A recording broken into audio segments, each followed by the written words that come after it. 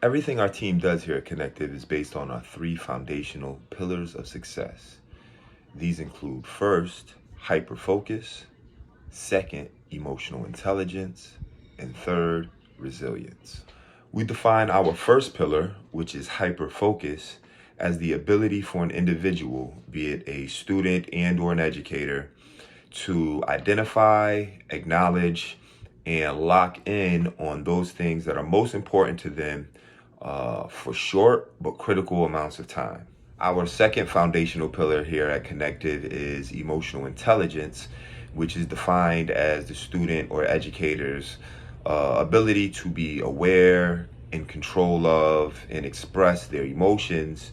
At the same time, being empathetic towards and being able to compensate for the emotions of those they're communicating with. We refer to this as communication under duress, which connects the first pillar to the second pillar, be it that the student or educator is now taking what they're hyper focused on or what their goal is. They're taking into account the way that they feel, which may provide a certain level of duress if they're too excited, and or if they're too low, depressed, so on and so forth.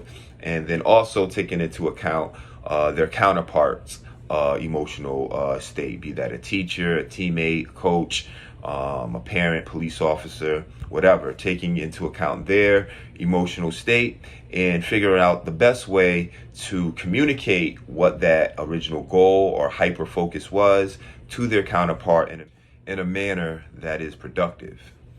Our third pillar here at Connective is resilience, or one's ability to recover from various difficulties and obstacles that are placed in their way. We tend to stress with our students in particular, but also with our educators, the fact that more than trying to be resilient, they need to recognize the fact that they've already been resilient. The fact that all of us are here, that we're able to have this conversation, means that whatever obstacles, whatever difficulties that we've had in our life leading up to this point, we've had to bounce back from. We've had to maneuver through, over or under in some way, shape, or form in order for us to be able to be here and have these types of conversations. And so when it comes to resilience, we start out with the kids by stressing or trying to get them to recognize where they've already been resilient in their lives, and then take what they've already done and translate it to what we are doing now, be it